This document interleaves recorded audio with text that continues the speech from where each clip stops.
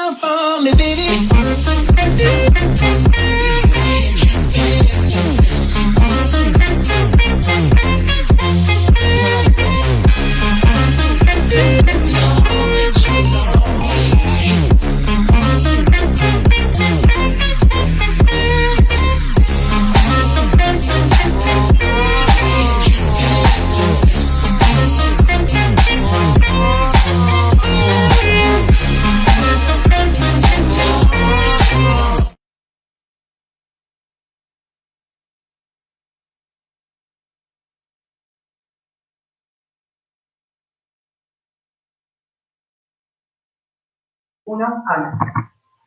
Muy buenas tardes. Les habla Paola Muy buenas Buelnos de la tardes a Fundación todos. Universitaria Estamos Monserrate, acá en nuestro Unimonserrate, webinar sobre obra del Ateneo maestros, Retiro de Bogotá. maestras, sus familias y Sean los todos retos que ustedes emergieron con la bienvenidos pandemia. al Le Web damos 10 la bienvenida a Online, todos nuestros un espacio espectadores, a todas académico las que personas que tendremos se a lo van largo del mes de conectando julio con y vamos a charlas, empezar conversatorios y entonces con conferencias nuestro primer abordando tema, nuestro temáticas de primer foco de interés y de conversación actualidad en para torno a promover el cómo es que se ha conocimiento dado y esa la situación de las profundización. familias en Estos los espacios tiempos son de carácter contemporáneos. abierto, donde Estamos en este esperamos que momento participe con la comunidad nuestra académica, directora de la del sistema Maestría en educativo de la Familia, Arquidiócesis Educación de y Bogotá, Desarrollo MEAP, del y el Instituto de público Estudios en en general. Familia y nuestra Nuestro rector, el padre Gina Luque Ricardo y nuestra Uribe, les directora extiende de la un saludo especialización fraterno. en Educación y Orientación Familiar, la Hoy es profesora el Yolima segundo Amado. encuentro Le académico. damos la palabra a la Tendremos la profesora participación Gina del Luque Instituto de para que Estudios en comencemos Familia nuestro con un conversatorio conversatorio con este titulado primer tema, Maestros, situación de Maestras las y sus familias en familias. nuestros Los tiempos retos que contemporáneos. emergieron con la pandemia, en donde se Adriana, abordarán muy las buenas temáticas de noches. Profesora Yolima, situación muy de las buenas noches familias en para los todos tiempos quienes nos están contemporáneos, las acompañando relaciones en la entre noche unos de y hoy. otros, Bienvenidos y la relación bienvenidas. entre familia y educación, Estamos en las unos complejidades de los tiempos tiempos actuales, emergentes de posibilidades. La metodología para este espacio es el diálogo de las temáticas antes señaladas, donde ustedes pueden interactuar con nuestros ponentes a través del chat de Facebook. Contaremos con 2 ponentes principales y una moderadora. Procedo entonces a presentar el panel que hoy nos acompaña. Primera ponente, profesora Gina Mercedes Luque Vizcaíno, trabajadora social de la Universidad Colegio Mayor de Cundinamarca, magíster en terapia familiar sistémica por la Universidad Autónoma de Barcelona, magíster en educación Universidad Santo Tomás, experiencia en educación social, salud pública y restablecimiento de derechos, con conocimientos y experiencias en las 3 funciones sustantivas de la educación superior, tanto en pregrado como en posgrados. Ha desarrollado su actividad profesional en trabajo con familias, grupos y comunidades urbanas y rurales en cumplimiento de funciones del sector público y privado. Actualmente es la directora de la Maestría en Familia, Educación y Desarrollo de la Unimonserrate. Nuestra segunda ponente es la profesora Yolima Amado Sánchez, magíster en Psicoanálisis, Subjetividad y Cultura y Psicología de la Universidad Nacional de Colombia, docente universitaria e investigadora vinculada a programas de posgrados y pregrados concernientes a los estudios en familia, la educación y el trabajo social en diversas universidades del país. Autora de libros, capítulos de libros, artículos científicos, ponencias y proyectos de investigación, intervención e interventoría relacionados con la educación y las prácticas educativas, las familias colombianas, las políticas públicas, las cuestiones de género, el enfoque diferencial y las transformaciones sociales derivadas de los procesos de globalización. Actualmente es la directora de la especialización en educación y orientación familiar. Por último, les presento a la moderadora, profesora Adriana Marcela Galeano Amaya, coordinadora de investigación del Instituto de Estudios en Familia, psicóloga, magíster en psicología clínica y de la familia de la Universidad Santo Tomás, doctoranda en pensamiento complejo del Centro de Complejidad Multiversidad Edgar Morin de México. Vamos a darle 2 minutos para que más personas alcancen a ingresar al conversatorio. Muchas gracias.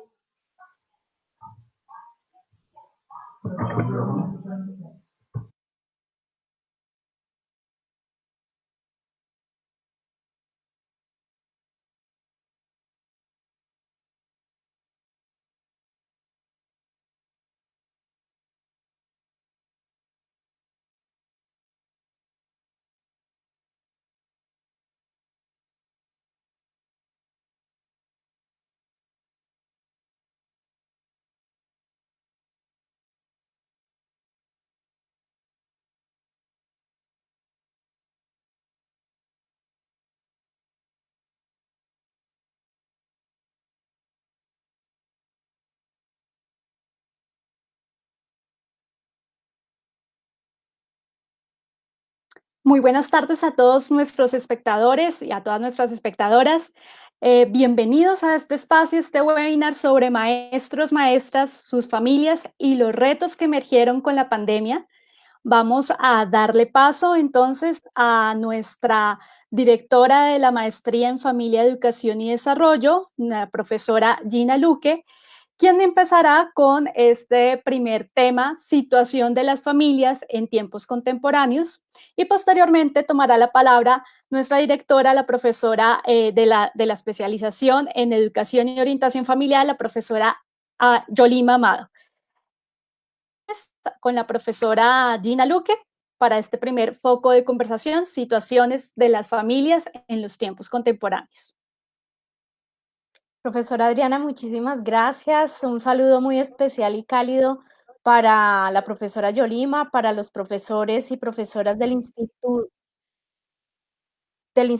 de Estudios en Familia y los estudiantes también que nos acompañan, maestros y maestras de otras instituciones educativas que también están aquí con nosotros.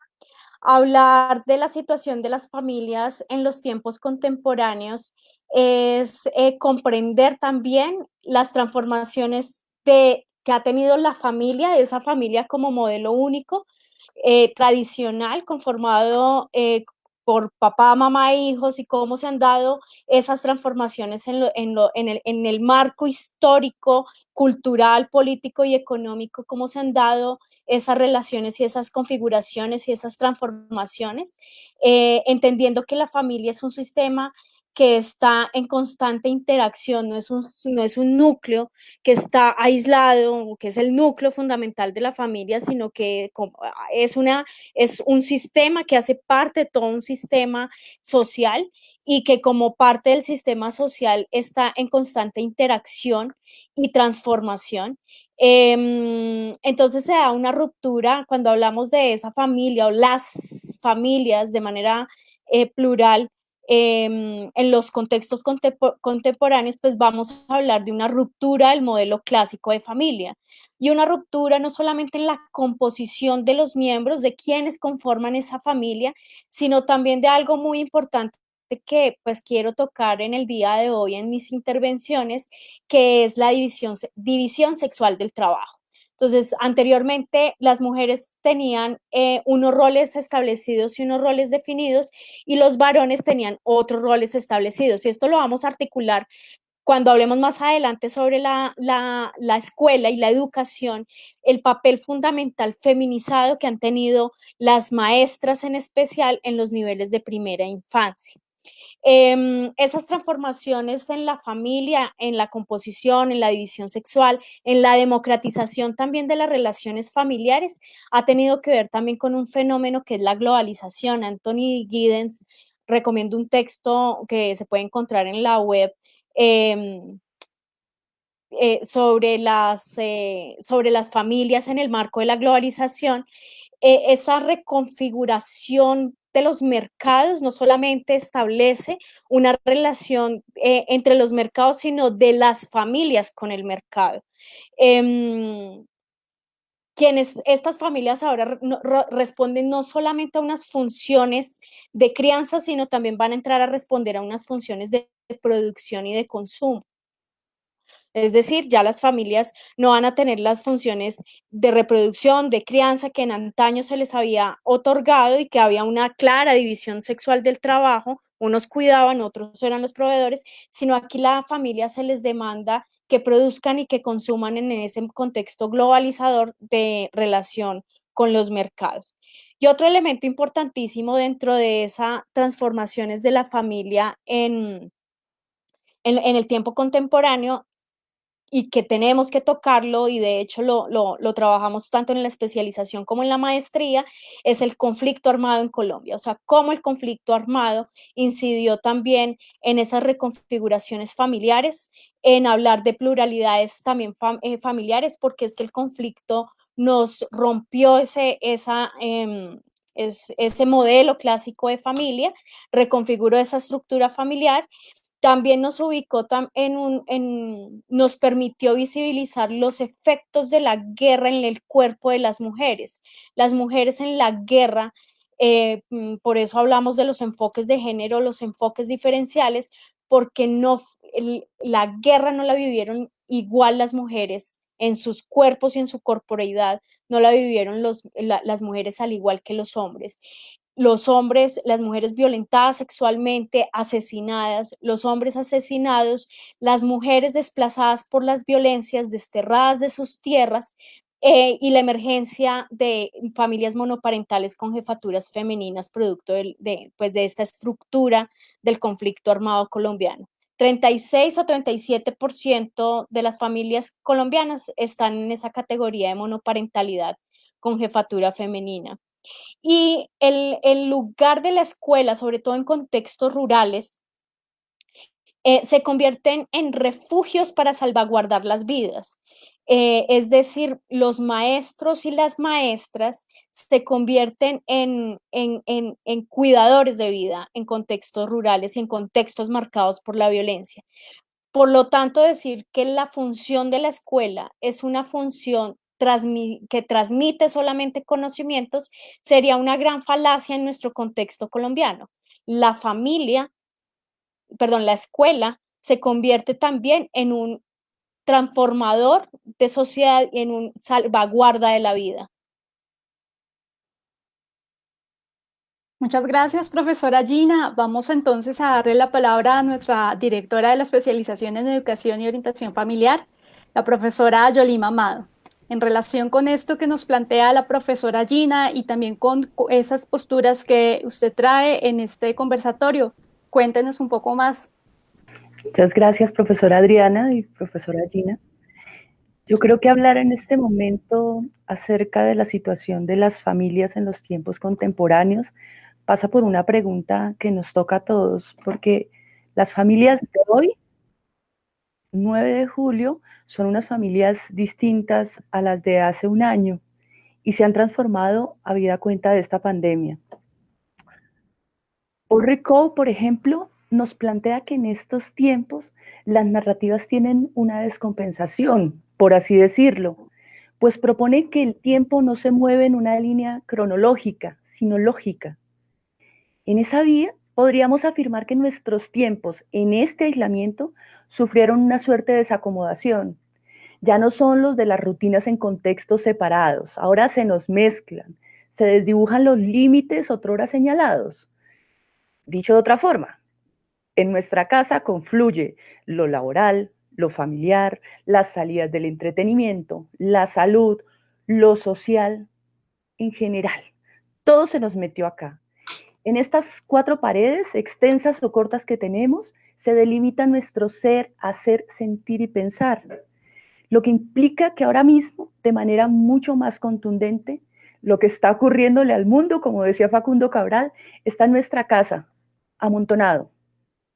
Estamos, y creo que ustedes y yo lo hemos sentido en algún momento, encerrados sin escapatoria, junto a nuestro, si me permiten llamarlo así, mundo interno y externo, sin posibilidad de entregar, delegar o posponer el encuentro con nuestros familiares. Y eso me hace pensar en una noción que proponía por allá en el año 1900 Freud, el Unheimlich, que es una noción que trae Schelling, que atañe a esa extrañeza de lo entrañable. Es decir, ese encuentro perturbador con aquello familiar e íntimo que, de no haber sido esta la circunstancia de confinamiento, pues bien podría haberse quedado oculto. Eso que nos causa, estamos viviendo eso que nos causa lo familiar cuando se une a su antónimo, a lo inesperado, a lo ajeno y por tanto angustiante. No es que estemos viviendo con monstruos en la casa, no me refiero a eso, sino que vean que ustedes y yo nos estamos confrontando con reconocer en esos familiares a unas personas que no conocíamos. Y que en algunos sentidos podríamos decir que el vínculo con ellos no nos hace sentir que estamos ahorita en un hogar, dulce hogar, sino que muy frecuentemente se presentan conflictos. Antes de este confinamiento, las responsabilidades laborales, sociales, nos reclamaban estar afuera. Entonces, manteníamos el vínculo con el otro familiar a una tolerable distancia, si me lo permiten.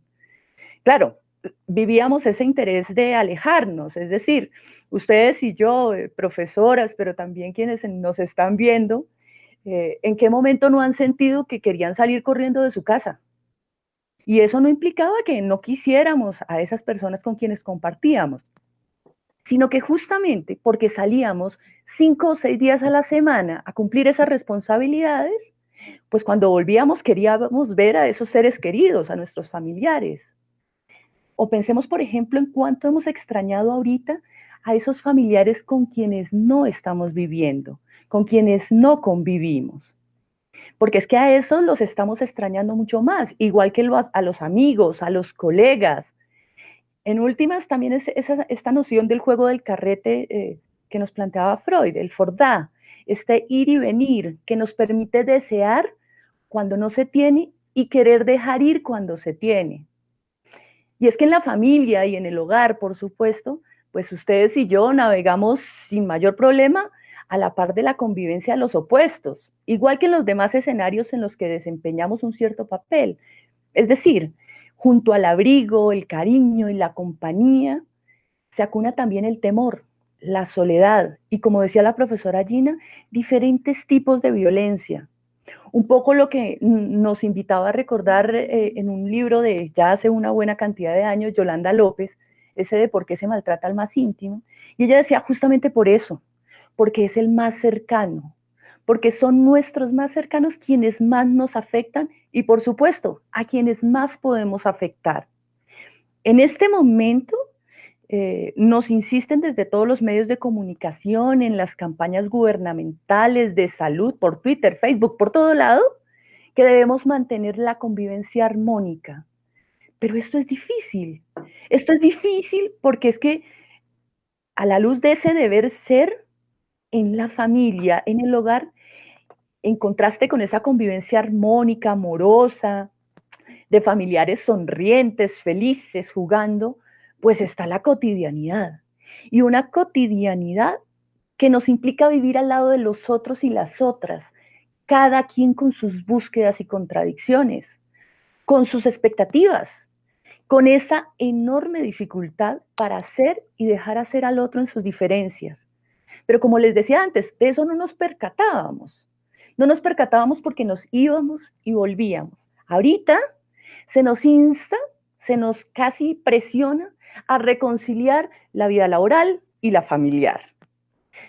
De ese modo, tenemos que estar trabajando para poder satisfacer las necesidades básicas, las deudas que tengamos, las posibilidades afectivas, personales, familiares, pero a la vez lidiamos con ese encuentro con los otros, con las otras, unos que no reconocemos. Entonces nos encontramos en este problema en el que, como decía Ligia Galvis en estos días en una charla, sin darnos cuenta volvimos a la premodernidad. Es decir, a ese momento en que la casa era la unidad de subsistencia de las familias y la sociedad. Esta situación particular de las familias hace que no sepamos qué hacer ni para dónde coger. Nos sentimos seguramente atrapados, pero no solo por el aislamiento. Es porque por primera vez en nuestra existencia, de manera inédita, nos estamos topando de frente con el otro. Y eso definitivamente trae consigo todos esos conflictos que mencionaba la profesora Gina, todos esos conflictos que vemos en los medios de comunicación del aumento de los índices de violencia.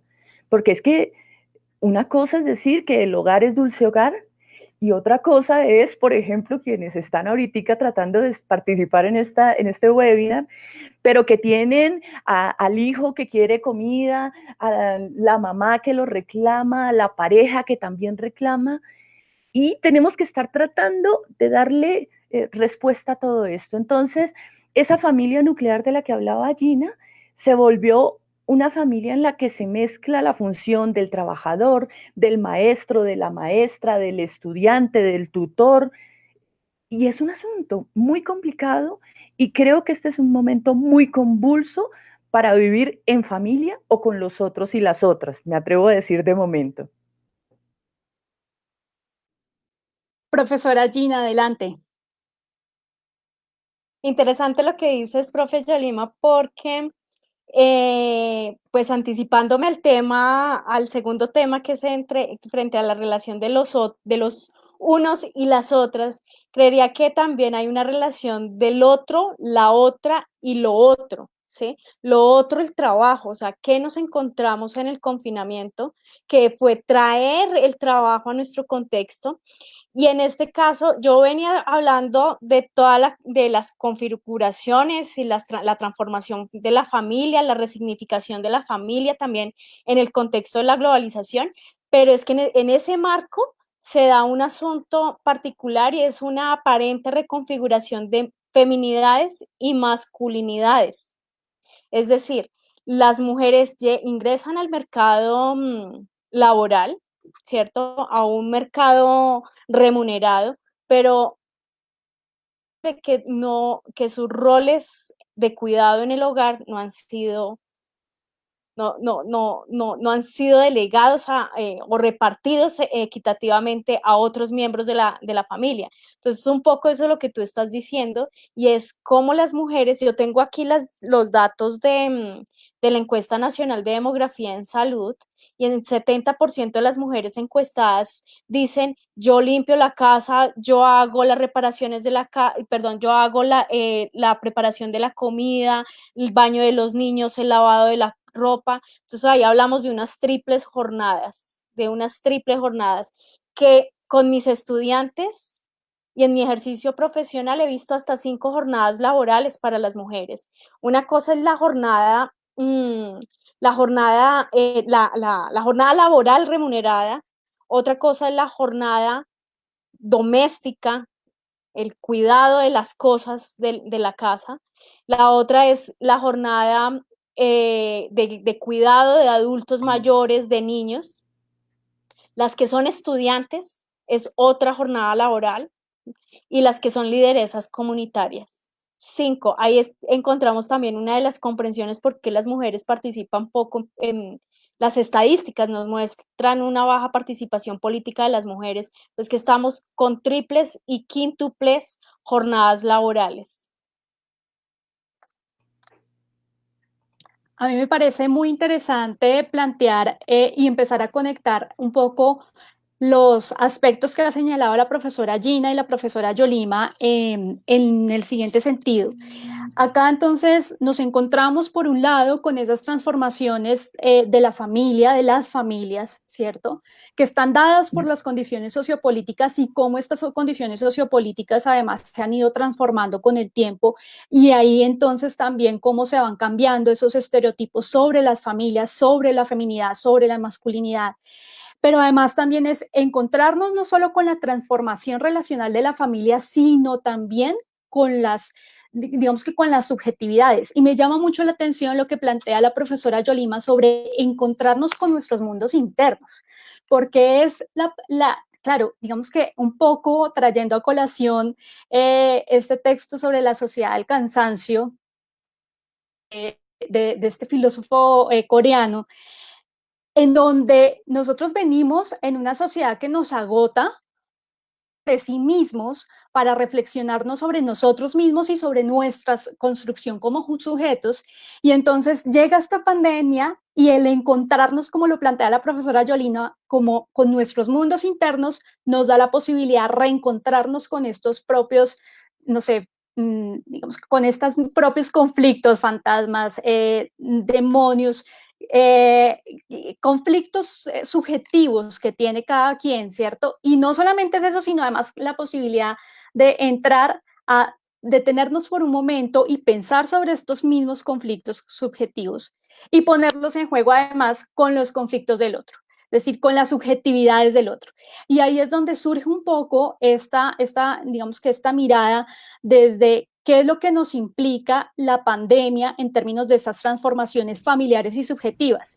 Y esto además tiene que ver mucho con cómo empezamos a mirar las transformaciones familiares de forma contextual, porque claramente, como lo plantea la profesora Gina, hay hasta aquí 5 jornadas laborales, 5 jornadas que tienen que ver también con la carga en términos de lo laboral, pero además también del aporte de las mujeres a lo comunitario.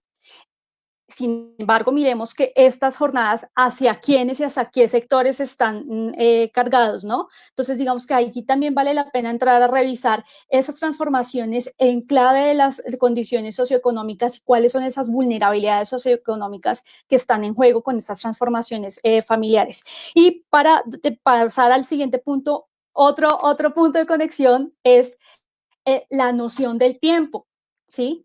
La noción del tiempo desde lo que plantea Porrico, pero también lo conecto con la noción de tiempo de Prigogine sobre la flecha del tiempo, y es esa imposibilidad de volver atrás, de recuperar el tiempo perdido, porque creo que es una de las sensaciones y las percepciones que tenemos todos en torno a cómo estamos manejando el tiempo, ¿no? Entonces, el tiempo presuroso de la cotidianidad antes de la pandemia versus el tiempo ambiguo en esta nueva cotidianidad, ¿cierto?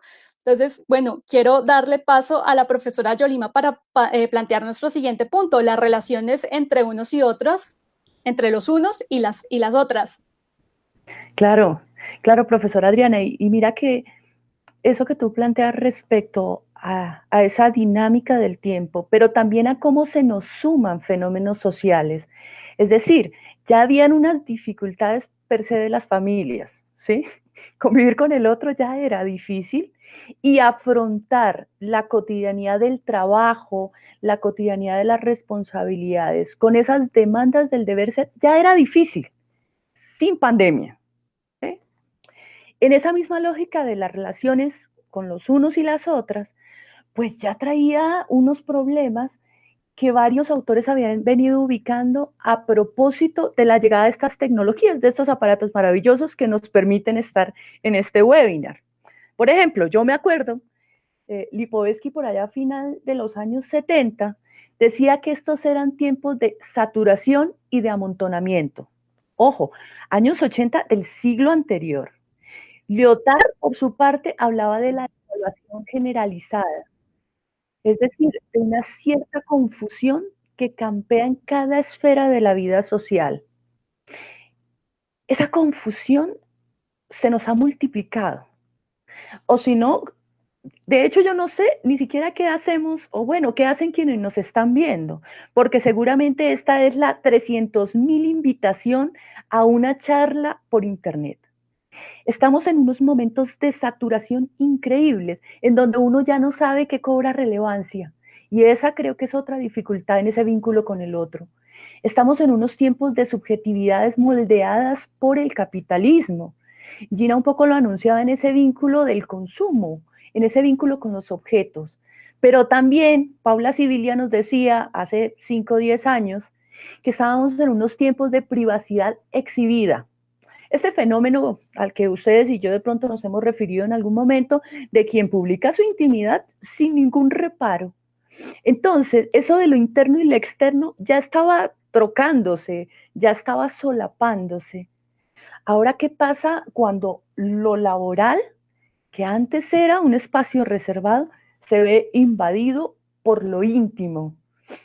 No voy a mencionar chistes, pero yo sé que quienes nos están viendo y las profesoras lo conocen, quienes han sido sorprendidos en lo íntimo y no por un despiste, es porque está ahí amontonado y quiero insistir en eso.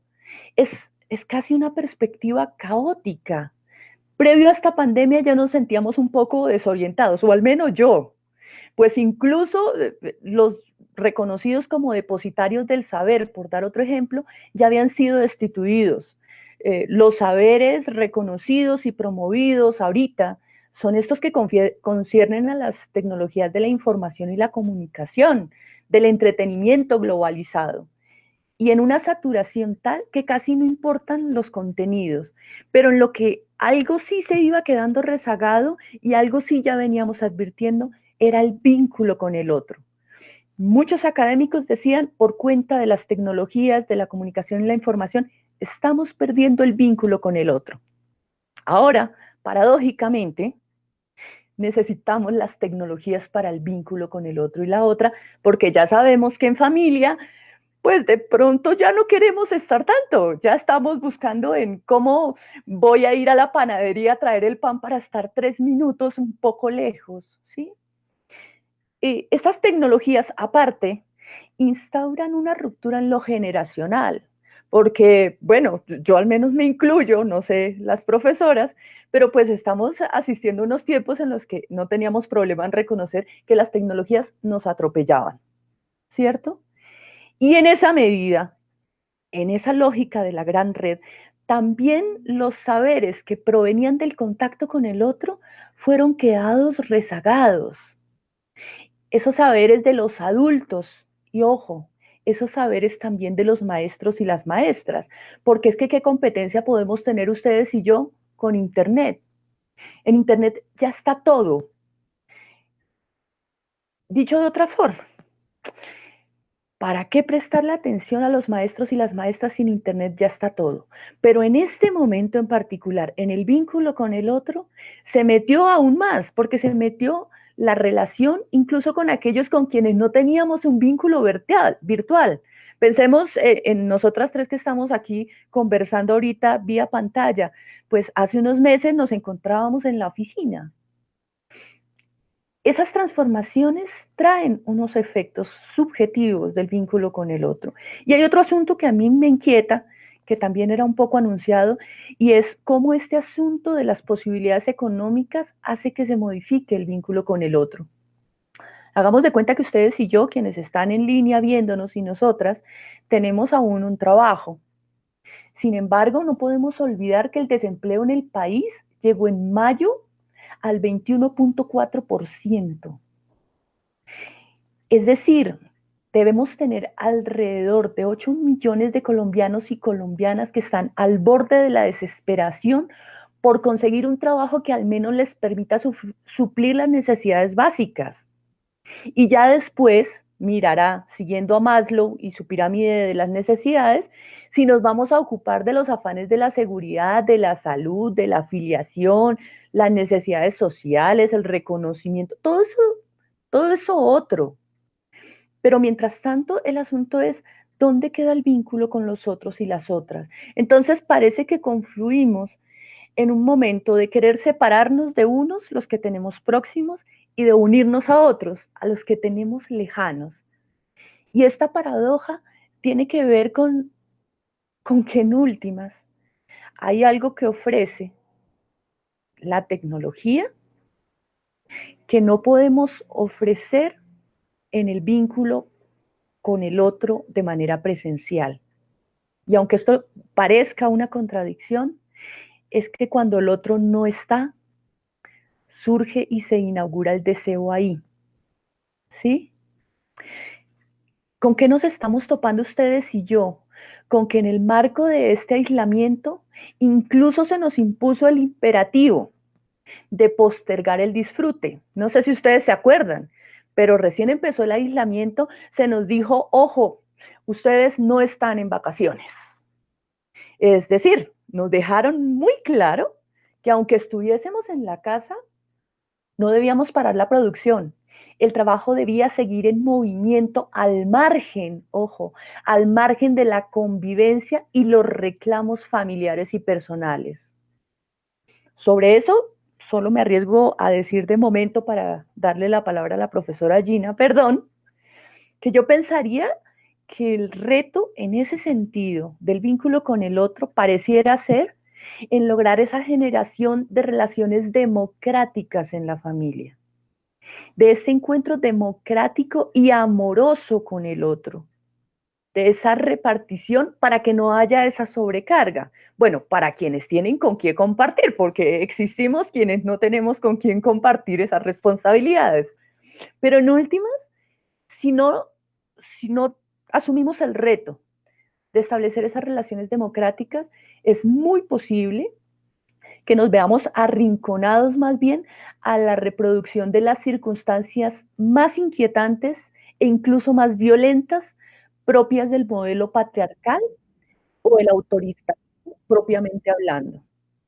Entonces, de momento, uno de los asuntos a los que nos llaman es a decir que debemos cuidarnos a nosotras mismas y a nosotros mismos para cuidar a los otros. Algo que me atrevo a decir es una suerte de altruismo egoísta. Dejo hasta ahí. Gracias, profesora Yolima. Quisiera hacer una pausa pequeña para poder comentar un poco las intervenciones que han tenido nuestros espectadores en la página de Facebook y es en relación con lo que plantea Jorge Jan Camargo. Él dice, tengo una pregunta para las doctoras, si me lo permiten. ¿Cómo podemos seguir generando o fomentando esa cultura del cuidado por parte de los papás hombres, en el sentido de que asuman con mucha más responsabilidad el ser padres amorosos con sus hijos y con sus parejas, ya que en ocasiones, lastimosamente, el cuidado y el afecto en su mayoría recae en la mujer? No sé si podemos exactamente conectarlo con la profesora Gina Luque. Claro, esa pregunta está perfecta, teniendo en cuenta que hay dos conceptos que nosotros abordamos muchísimo en los dos programas, tanto en la especialización como en la maestría, que son una especialización sistémica y la maestría sistémico compleja. Y hay dos conceptos, y es el concepto de la homeostasis y el concepto de la entropía. Yolima ahora hablaba de esa perspectiva caótica que nos ha traído la pandemia, y dentro de esa, las familias y el mundo ha estado en un tipo de organización, y las relaciones entre hombres y mujeres, y en la relación con el cuidado ha sido una relación tal vez homeostática, es decir, en equilibrio, con algunos brotes de resistencia y de querer cambiar eso hegemónico tal vez en el cuidado, de que las mujeres son las que cuidan, los hombres son los que, es que ese asunto del cambio de pañales, eso es de los hombres, eso es de las mujeres. La sociedad estaba ahí en un punto de equilibrio. ¿Cómo veo yo la pandemia? Yo la pandemia la veo en esa perspectiva de caos, que nos generó caos, que nos permitió comunicar un problema que existía en violencia, que yo me imagino esos entornos familiares también está, y porque se enuncia en la cotidianidad también, y en la cotidianidad de las personas con las que trabajamos constantemente, y es, venga, yo estoy haciendo teletrabajo porque la pandemia ha agudizado un montón, las triples jornadas se han agudizado un montón, y esos entornos laborales, yo me imagino como emergiendo entropía, es decir, caos y desorden, pero que son posibilidades de cambio. Entonces, para responder un poco la pregunta, es esto es lo que tiene que pasar. O sea, que surjan situaciones caóticas no significa que que sea malo, sino que del caos hay transformación y hay cambio, ¿sí? Hay cambio, hay posibilidades de desarrollo. Como me decía un estudiante una vez, que machismo se escribe con M de mujer. Eh, Nosotras educamos, nosotras tenemos una función cultural en la educación, por lo tanto también entre hombres y mujeres, porque no le estoy asignando la responsabilidad solamente a las mujeres, entre hombres y mujeres tenemos que educar en nuevas masculinidades. Desafortunadamente las nuevas generaciones, uno creería que hacen parte de unas nuevas masculinidades más cuidadoras, en palabras de Carol Gilligan, desde una ética del cuidado. Pero desafortunadamente seguimos en unas relaciones de pareja entre jóvenes, entre hombres y mujeres, entre jóvenes, también marcadas por esa lógica y ese sistema patriarcal, que es todo un sistema. O sea, es un sistema patriarcal que regula las relaciones, y el proceso de deconstrucción también tiene que atravesarme a mí mismo. O sea, pues la persona que está haciendo la pregunta es un hombre que también hace un proceso de deconstrucción del mismo, ¿sí? Yo me enuncio como una feminista en proceso de deconstrucción patriarcal, es decir, esto a mí todavía me acompañan prácticas, y el chip aquí del machismo, en palabras coloquiales, todavía lo tengo, eso todavía está ahí presente. Y por eso esto de ir deconstruyendo y de encontrar esta perspectiva caótica como una oportunidad de transformarlo, de comunicar también. El COVID nos ha comunicado al mundo que hay unas violencias, que hay unas recargas en las mujeres. Al 23 de abril, no llevábamos ni un mes de pandemia, creo. Teníamos 6.474 llamadas de auxilio y denuncias de mujeres a la línea 123, solamente a la línea 123. En estos meses de pandemia se han creado redes de apoyo, redes telefónicas y de WhatsApp de apoyo a las mujeres. Entonces, en temas de violencia, pero también hay unas violencias simbólicas, unas violencias invisibles que no se perciben, eh, y que también se tienen que comunicar y develar. Profe Yolima está pidiendo la palabra. Yo estoy aquí haciendo caras porque es que me parece muy interesante esa pregunta en términos del cuidado, porque creo que más allá de una fórmula o de una estrategia que podamos nosotros proponerle a quienes nos están viendo, yo me atrevo a repetir algo que yo le planteo a mis estudiantes y ellos darán fe una que otra vez, y es la pregunta del cómo voy yo ahí. Para instalarme en una ética del cuidado, yo sugiero que no nos vayamos por la línea kantiana del deber ser. Es que yo debo cuidar a los otros, yo como hombre debo involucrarme en las labores de lo doméstico, yo debo, porque es que, no nos digamos mentiras, ustedes y yo sabemos cómo escamotear los deberes.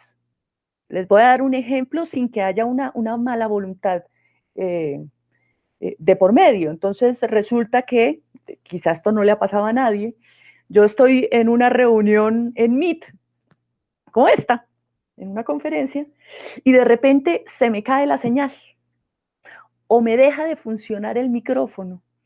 En ocasiones es porque debemos estar ahí, pero no queremos. ¿Y a qué me refiero yo con esto? Que esas transformaciones que podemos generar a partir de ese caos, de esa entropía que mencionaba la profesora Gina, debe estar aunada a mi modo de ser, más a un querer. ¿Qué es eso que yo noto caótico en mi contexto familiar? Pues que de pronto mi pareja está hasta aquí atendiendo la teleconferencia, ayudando con las tareas del hijo, tratando de pelear con el perro porque no lo han sacado. ¿Qué hago yo ahí? ¿Cómo voy yo ahí? Yo espero y asumo el lugar de quien coordina, oye, debes sacar al perro. Ven, pero estás haciendo mal esa labor de tutoría académica. O yo decido, sintiéndome parte de ese grupo social que es esa familia, yo decido asumir esos retos. Y si de pronto no lo sé hacer, puede ocurrir que no lo sé hacer, yo, en ese cómo voy yo ahí, pregunto cómo puedo yo aprender ahí para hacer. Más allá de un deber, porque insisto, el riesgo que yo percibo con los deber ser, que es un poco similar al riesgo que yo percibo con los ideales, es que no hay nadie a su altura.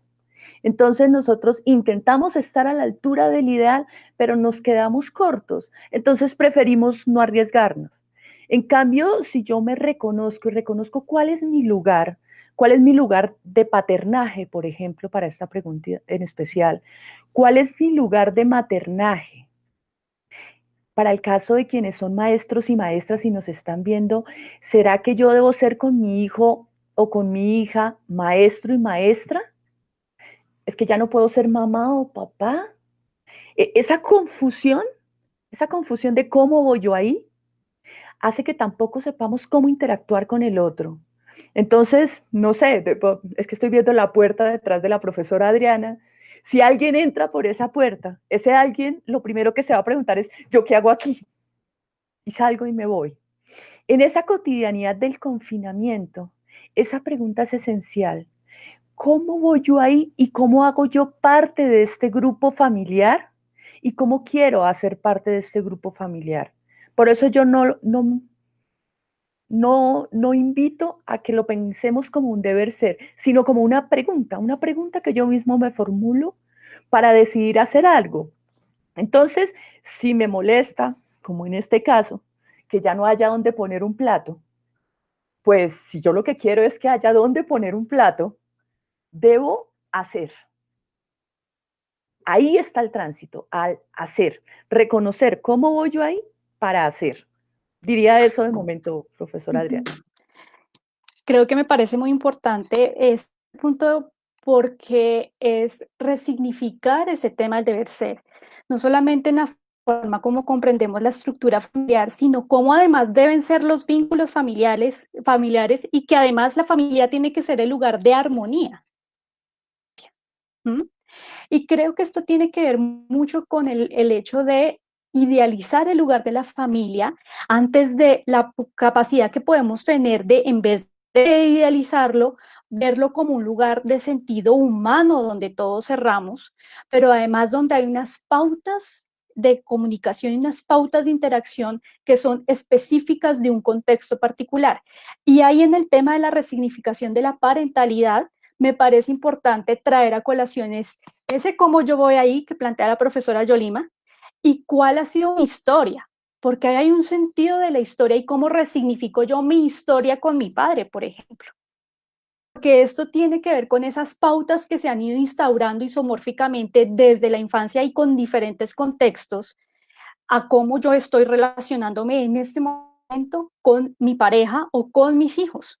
Y entonces ahí tiene sentido el entrar a mirar esas pautas de modo ecológico, ¿sí? Para mirar cómo, qué es lo que hay detrás de esas violencias simbólicas y cuáles son los tipos de, no el tipo de violencia simbólica y que lo digamos en una lista, sino entrar a reflexionarlo y mirarlo en el contexto propio de la familia para que de este modo podamos empezar a deconstruir estas pautas, reconfigurar estas pautas a la vez que reconfiguramos los significados en torno a lo que es la paternalidad, la maternidad, a lo que son las relaciones también conyugales, porque es que también aquí hay un tema y es que nos han dicho cómo es ser pareja, ¿no? Entonces, bueno, yo no quiero alargarme más en el asunto porque vamos, ya estamos a 10 minutos de terminar nuestro webinar. Quiero plantear un poco algunas intervenciones antes de darle la palabra a la profesora Gina. Algunas intervenciones, por ejemplo, que plantean acá. Por ejemplo, Milena Villate dice, gracias por compartir sus conocimientos. Bueno, los planteamientos son bastante interesantes y creo que acá hay mucha gente que está muy interesada en que podamos especificar, profe Yolima, profe Gina, algunos autores que de pronto nos puedan servir para ampliar estas discusiones. Nos preguntan acá en el chat y nos plantean un poco la necesidad de trabajar con la primera infancia y la conexión con el siguiente punto, la conexión de la familia con la educación, ¿no? Jorge Jan Camargo también plantea nuevamente, no debemos dejar de lado el papel fundamental que tiene la familia en el proceso de enseñanza y aprendizaje. Y bueno, aquí también viene el tema con cuál es el papel de los educadores en la relación con la primera infancia.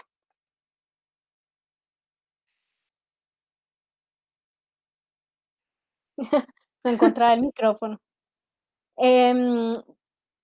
Aquí se plantea es la posibilidad de relacionar la familia y la escuela, la familia y la educación, que yo la veo como dos instituciones culturalmente feminizadas. Hablábamos de una división sexual del trabajo y de unos roles de género que se nos habían impuesto. Y cuando las mujeres empiezan a ingresar a los mercados laborales o al espacio público, del privado al público, pues lo empiezan a hacer en cierto tipo de profesiones. Y la educación ha sido por excelencia una educación feminizada.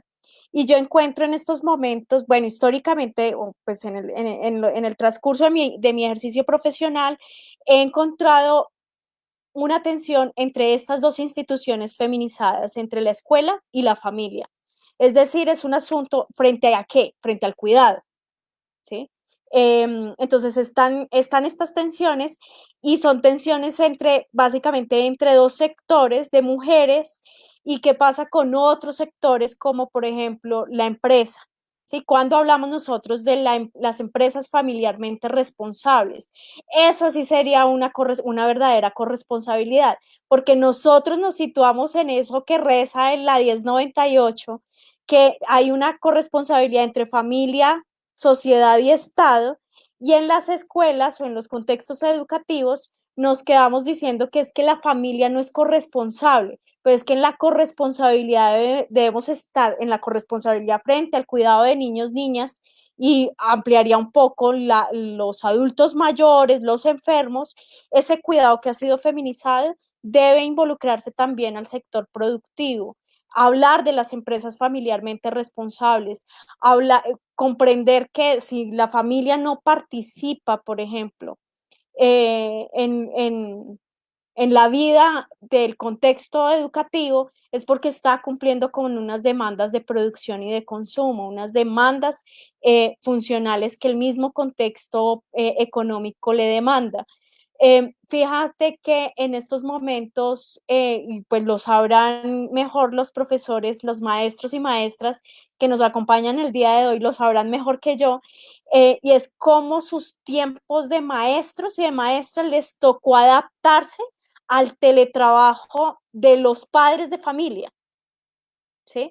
Entonces ya no es la jornada laboral del profesor de preescolar, que estaba en una jornada establecida, ¿sí? De unas horas establecidas, sino que está contestando preguntas del papá del niño de preescolar a las 10 de la noche, porque fue a esa hora que le quedó tiempo.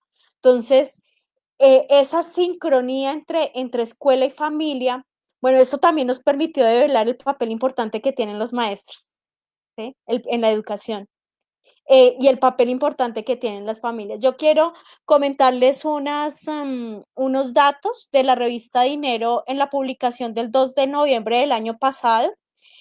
Los docentes oficiales, hablando de docentes oficiales aquí en Colombia, tienen una edad promedio de 47.4 años, o sea, son jóvenes, jovencísimos, son jóvenes, profesores de 47 años en promedio, y en su mayoría son mujeres, el 64.9%. Sin embargo, por niveles se destaca que el 75% de los docentes en primaria son mujeres, o sea, el cuidado de la primera infancia está en cabeza de las mujeres, sigue estando en cabeza de las mujeres, y a medida que van ascendiendo los niveles de educación se va reduciendo la participación de las mujeres.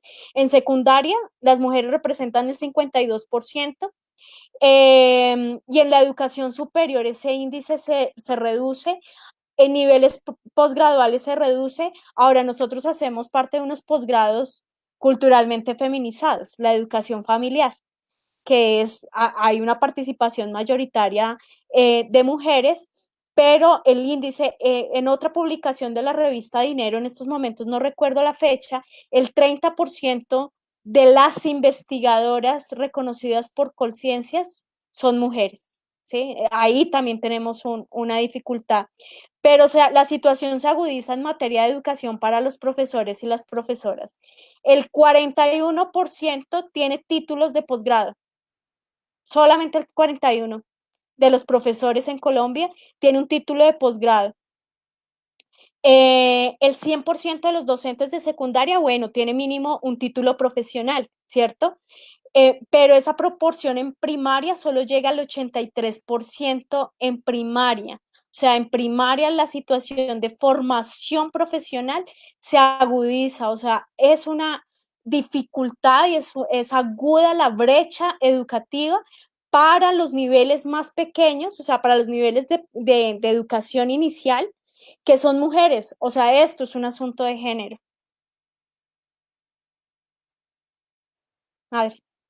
Sí, hay una pregunta que nos hacen bastante interesante y es, bueno, dice, ¿cómo se puede atraer a los hombres a que puedan asumir estos roles parentales? ¿Sí? Acá yo quería hacer una intervención muy chiquita, ¿no? Y es también cómo las mujeres promovemos estas dinámicas también desde el patriarcado, ¿no? Y traigo a colación un ejemplo que yo siempre le doy a mis estudiantes y es, sí, y qué chévere que el papá también se involucre en la crianza, pero es que ojo cuando el papá va a cambiar los pañales y no pone primero los talcos y no lo haga así porque es que así no se hace, ¿sí? Y entonces entran las mujeres en rol como de mamá a regañar a este hombre que quiere ejercer su parentalidad y digamos que ahí son pequeños ejemplos como de estas dinámicas en donde nosotros seguimos promoviendo estos patrones, ¿no?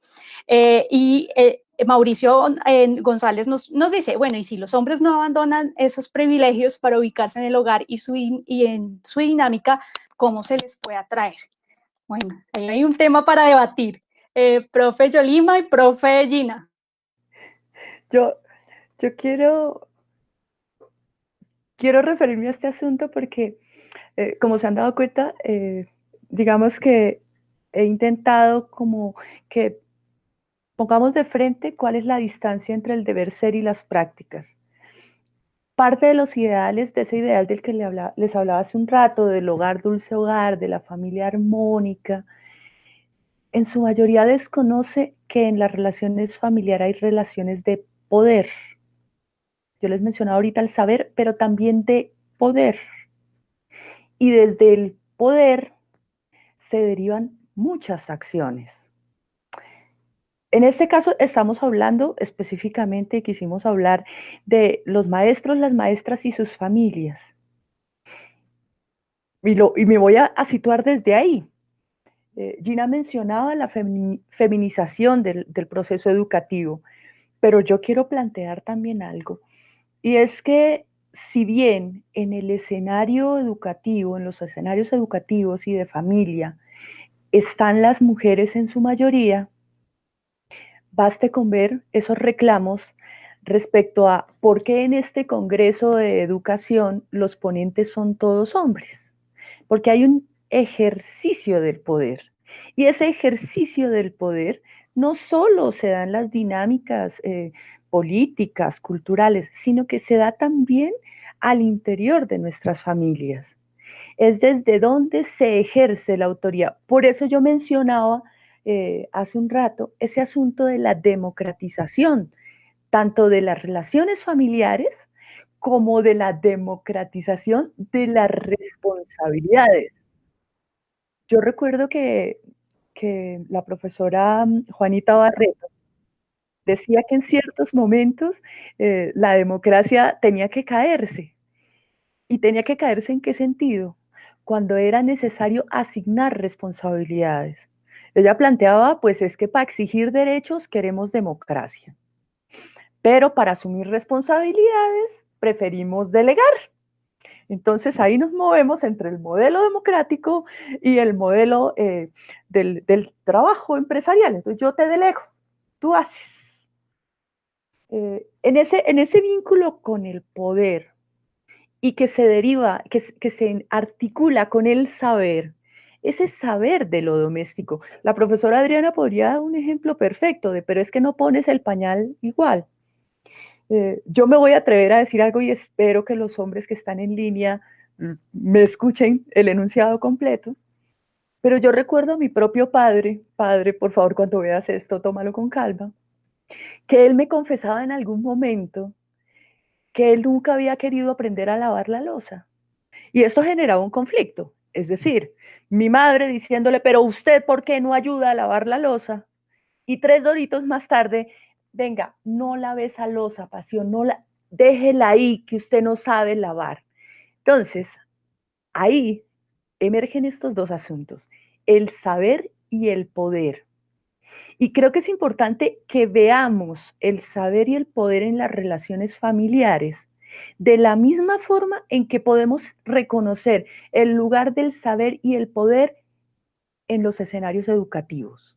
En los escenarios educativos, en tanto yo soy maestra, yo soy maestro, yo tengo clarísimo que estoy ejerciendo un poder. Y ojo, no estoy hablando de poder igual a autoritarismo. No, se ejerce un poder en razón de lo que se sabe. En esa medida, insisto un poco en lo que planteaba antes, ¿cómo voy yo ahí y cómo yo asumo saberes para poder tener poderes? voy a darle la vuelta al asunto. A mí nunca me ha interesado, por ejemplo, cocinar. Yo cocinar no sé, pero en lo cotidiano me quejo de cómo cocina, con quién vivo. Es que usted sala eso, le echa mucha grasa. ¿Cómo puedo yo ejercer el poder sobre ese disfrute cuando yo asumo que yo quiero saber para en adelante tener el poder de que las cosas se hagan como yo quiero? Sí, no sé si me expliqué, lo dejo hasta ahí porque la profesora Gina está que se habla. Sí, no, es que yo siempre me he distanciado del concepto de empoderamiento. Cuando la persona que nos está escuchando y plantea la pregunta dice, sí, como que de qué manera yo me ubicaría en las lógicas de Carol Gilligan de la ética del cuidado, diferenciándola de la ética de la competencia. Ella plantea que hay dos escenarios, ¿no? Una ética del cuidado que nos ha caracterizado a las mujeres y una ética de la competencia que ha caracterizado al género masculino. Cuando yo escucho que las mujeres tienen que ser empoderadas, yo me imagino que es que las mujeres tienen que ajustarse en ese modelo y en ese sistema patriarcal que es de competencia y empoderarse ahí. Eso, donde yo me ubico en la emancipación. Y es que la emancipación es liberarme del sistema, de ese sistema patriarcal. Como les repito, esto es un proceso de construcción que no es de, ya, salí de la Matrix. Eso es un proceso de construcción paulatino, pero me emancipo para poder emancipar a otros. Me libero yo de esas estructuras precisamente de poder para poder liberar a otros, ¿sí? Y en ese proceso de liberación y de emancipación del otro, pues lo hago a través de unas éticas del cuidado.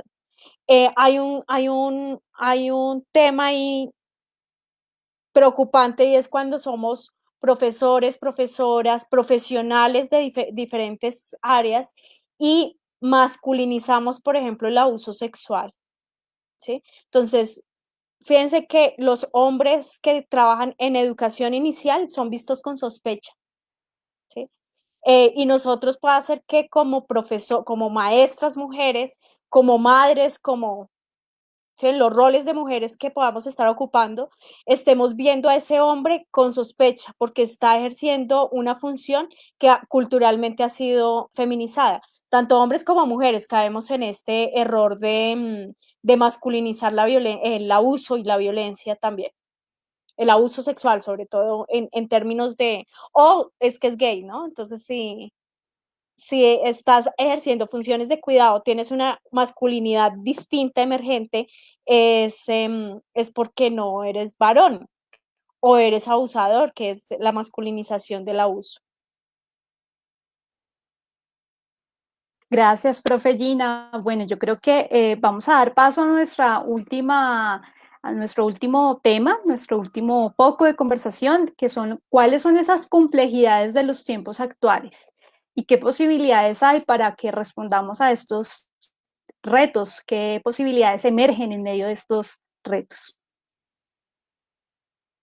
Le doy la palabra a la profe Gina, si quieres tomar el micrófono. Vale, vale, gracias Adriana. Pues concretamente, hablábamos de que este ejercicio, más que, bueno, las complejidades, hablando en términos de que pues, todo esto es un entramado relacional, no es que sea complejo y complicado, sino que es, o sea, complejo no de complicado, sino complejo como una perspectiva epistemológica de ver que las realidades son entretejidas, que son multicausales, que hay diferentes tipos de relaciones para leer unas realidades que son múltiples, y en esas complejidades, pues, ¿cuáles son las posibilidades que emergen? Y esto tiene que transversar a los sujetos desde lo que hemos discutido en otros escenarios con la profesora Adriana, que es desde una cibernética de segundo orden, o sea, desde dónde yo, cómo estoy ahí, o sea,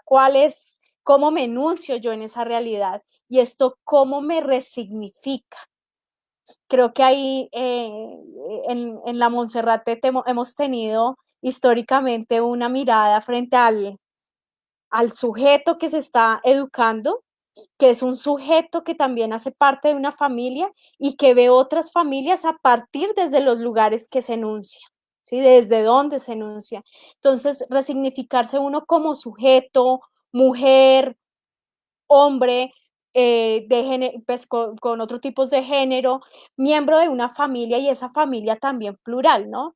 Y situarse uno cada vez que pues, tiene interacción con sus estudiantes, con otras familias, también ubicarse en, en, en, en, en esa posición de que yo estoy leyendo al otro a partir de mis experiencias profesionales, mis experiencias de vida y también mi disciplina que me aporta, mi formación académica aporta mucho en cómo estoy leyendo el contexto, ¿no? No es lo mismo como lee el contexto un licenciado a como lo lee un psicólogo, como lo lee un trabajador social o de otras disciplinas, y más si tienen una formación posgradual. Ya la lectura se hace mucho más compleja y más rica y más holística. Y una invitación es aportar como maestros y maestras a las políticas públicas. El lugar, la educación es un dispositivo de poder el status quo o para transformarlo. Y aquí hemos debatido muchísimo sobre las transformaciones de la familia, pero también el conflicto que se tiene con la división sexual del trabajo, las triple jornadas, la escuela es un dispositivo de poder para transformar toda una estructura social. Y la manera en que podemos nosotros incidir en esa estructura social es participando en la construcción de política pública, en políticas públicas con enfoques territoriales, con enfoques de género, con enfoques de acción sin daño, ¿sí? Cuestionar las lógicas de medición en los contextos públicos que son necesarios, en los contextos de educación pública, que si bien es cierto es necesario cuantificar, tampoco es quedarnos con el dato y el número porque podemos estar invisibilizando emergencias que no son numéricas, emergencias en el sentido de otras realidades que son minoritarias y que no se pueden cuantificar. Gracias, profesora Gina. Aquí creo que uno de los puntos que se tocaba anteriormente y precisamente relacionado con cómo estamos masculinizando ciertas prácticas generó mucha, digamos que sensibilidad en el público y varios de nuestros espectadores, sí, espectadores y participantes acá en el chat nos cuentan sus historias como educadores o psicólogos, hombres muchas veces cerrar las puertas en lugares de trabajo precisamente por esa situación, ¿no? De desconfianza frente a la práctica de cuidado que podrían ellos ejercer, ¿no? Y ahí entonces creo que tiene mucho sentido entrar a revisar dentro de esta ética de cuidado y sobre todo el tema de estamos en una sociedad de la sospecha, ¿no? Esto entonces, ¿cómo podemos, así nos hacen un poco la pregunta, cómo podemos empezar a deconstruir estos relatos en relación con estas masculinizaciones?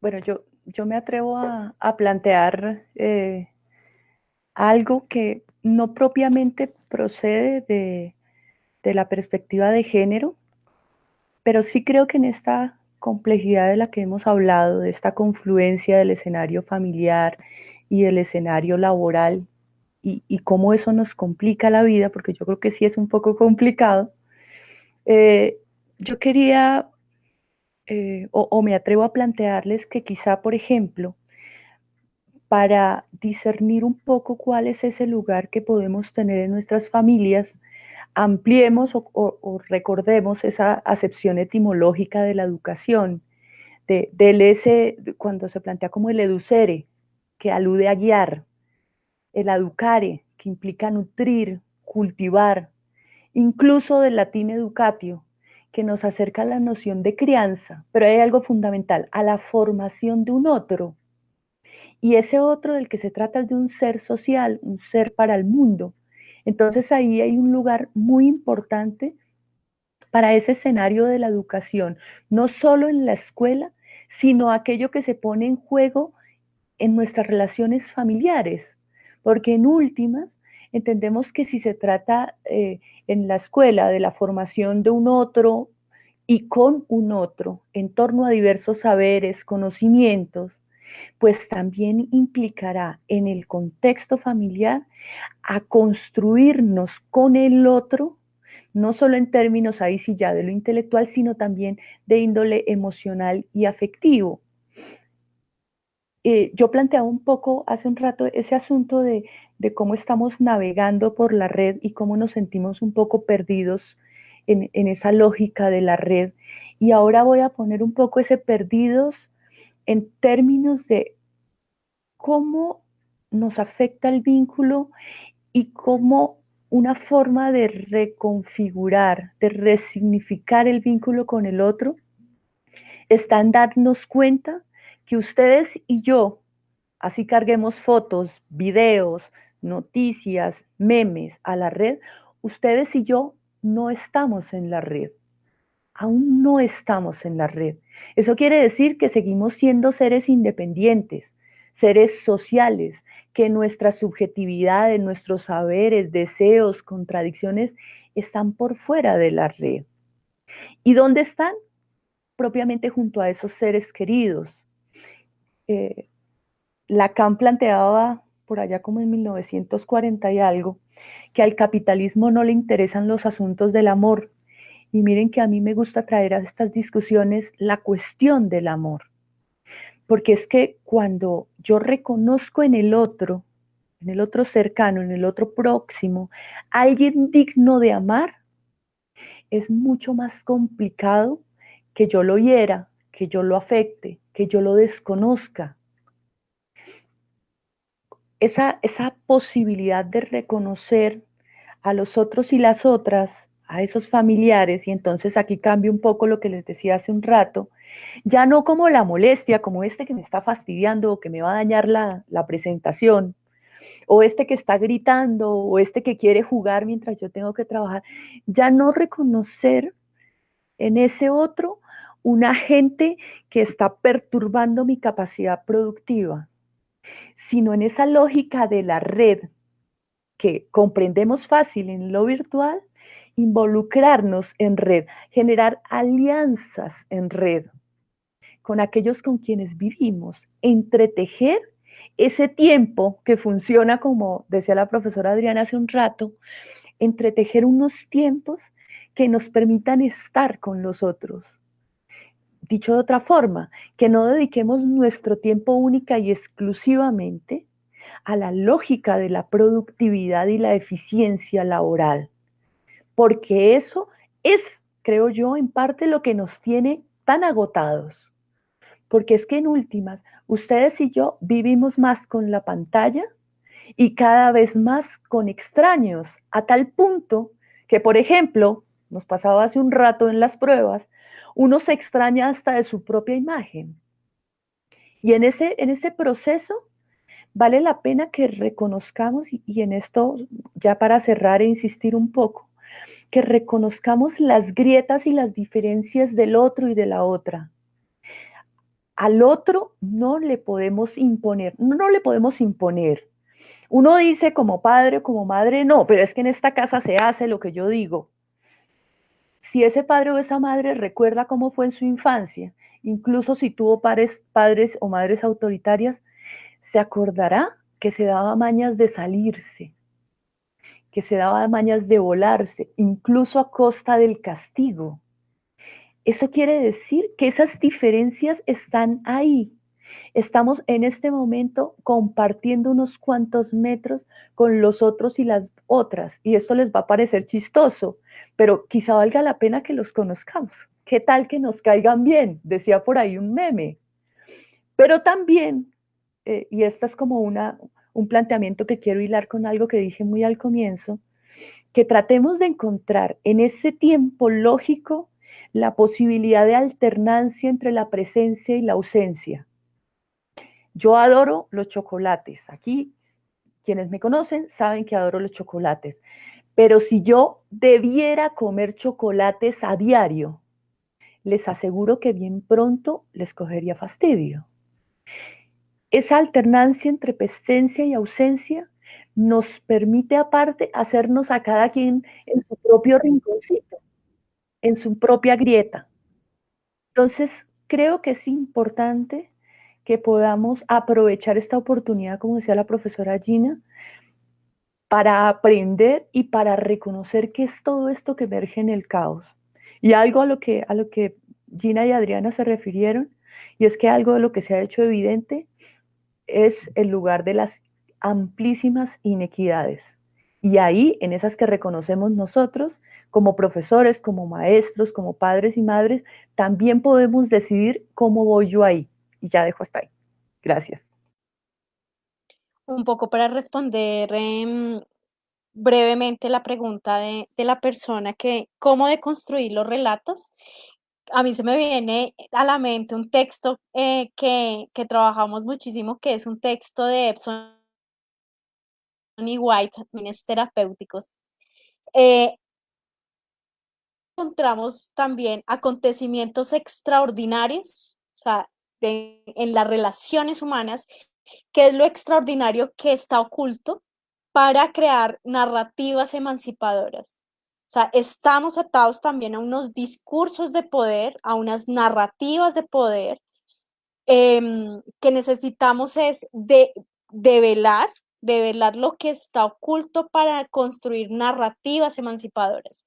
Esto nos permite es estar con ojo crítico, con ojo atento, no ubicarnos en lenguajes, en lugares comunes, ¿sí? ¿Qué es eso de no ubicarnos en lenguaje común? En una lectura común, en un lugar común. Eso es cuestionar, poner en sospecha, poner en sospecha las relaciones, pero encontrar los acontecimientos extraordinarios, es lo que nos diría Epson y White en medios narrativos para fines terapéuticos. Y por ahí había una pregunta que como que le estábamos pasando de alto frente a bibliografía muchísima. Eh, hay en promedio por lo menos unos 17 tipos de feminismos, cada una tiene Carol Gilligan, por ejemplo, que es la que he mencionado, hace parte del feminismo de la diferencia, pero hay muchísimos tipos de feminismos, pero en lo que hemos revisado, hablado, estaría Capra, Puyana, Anthony Giddens, hay la producción académica que hemos hecho en la misma Monserrate a través de procesos de investigación, está la revista Hojas y Aulas, de la Unimonserrate, que la pueden encontrar en la página web. Ahí pues hay varias investigaciones que hemos hecho nosotros en la universidad, producción académica de libros y textos que tenemos nosotros también ahí en la página web están enunciados. Y con esto termino. Muchas gracias, profe Gina. Yo creo que nos llevamos varias reflexiones todos y todas en torno a este encuentro. Creo que una de esas es, necesitamos reconstruir solidaridades de destino, reencontrar consigo mismos, pero también sin dejar de lado el reencuentro con el otro y darnos esa posibilidad, ¿no? Y un poco es, como siempre, todo en la vida se convierte en una paradoja, en ese devenir de la cotidianidad, estas dinámicas de interacción, y parte de estas dinámicas de la virtualidad y de la pandemia están en cómo la gente o cómo todos seguimos respondiendo a estas dinámicas de productividad, ¿no? Cómo somos productivos aún en momentos de descanso, ¿no? Pero también cómo nos resistimos a la vez a seguir siendo productivos, y el encierro nos genera también unos dilemas bastante complicados que tienen que ver necesariamente con cómo nos estamos relacionando con el otro y cómo se configuran esos vínculos fraternales y cómo se configura ese vínculo relacional con nuestros compañeros de trabajo, con nuestra misma familia. Para cerrar ya este encuentro, entonces agradecemos a todas las personas que participaron en nuestro chat. Estuvo Nancy Sánchez, César, Leandro desde Costa Rica, Peter Páez, Diana Caterín, Luz, le damos las gracias por los aportes. La profesora Graciela, que estuvo también, es una de nuestras profesoras de la especialización en educación y orientación familiar, y ella también ha generado unos aportes muy significativos en torno al tema del cuidado y el tema relacional. Le damos las gracias a todos nuestros participantes y los dejamos, bueno, con la expectativa con respecto a lo que se hace aquí desde el Instituto de Estudios en Familia. Sí, muchísimas gracias, profesora Adriana, muchísimas gracias, profesora Gina, y a quienes estuvieron comentando, muchas gracias por su participación. Por ahí espero más rato pasar a contestar preguntas si es. Bueno, muchísimas gracias, profesora Adriana y profesora Yolima, por este espacio, a la Fundación Universitaria Monserrate, al Instituto de Estudios en Familia y los 2 programas posgraduales. Profesores, profesoras, acompañantes, muchísimas gracias por este espacio también interesante que quisiera que siguiera para poder seguir conversando. Se hizo muy corto, pero bueno, ya habrán más oportunidades. Un abrazo para todos y para todas. Yo me despido invitándolos y invitándolas a todas a nuestros espacios que vamos a estar publicando en las diferentes plataformas, en la página de Egresados Unimonserrate y en Unimonserrate, de nuestros encuentros Mimbre y nuestros eventos de la maestría y la especialización, en donde podemos seguir construyendo reflexiones en torno a estos temas de las familias, la educación y el desarrollo. Su participación.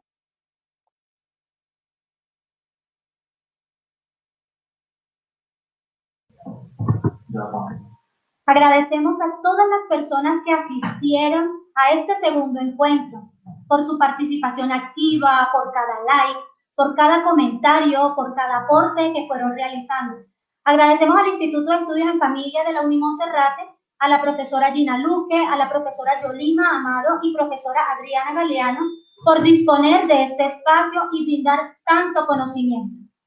Aprovecho para informarles que la próxima semana tendremos 3 encuentros. El día 14 de julio tendremos el tema Violencia en la Escuela, una mirada desde y para las diversidades por la maestría en educación desde y para las diversidades. El día 15 de julio tendremos conversaciones de finanzas para no financieros por la Escuela de Ciencias Administrativas y Económicas. Y el día 16 de julio, el desarrollo humano, diálogos desde la interculturalidad, por la Escuela de Educación. A todos y a cada uno de ustedes agradecemos enormemente este esfuerzo de estar con nosotros, de participar en este espacio. Gracias por acompañarnos en este segundo encuentro Web 10 Online. Feliz noche para todos.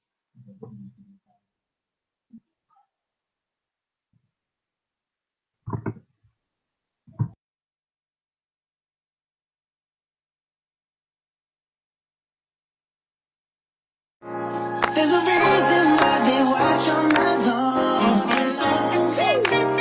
Yeah, no, we'll turn heads forever. So tonight I'm gonna show you off. When I walk with you, I watch the whole room change. Baby, that's what you do. No, I'm baby, don't play. Gracias, por favor, la transmisión, ya nos podemos mover. Se nos acabó el tiempo muy rápido.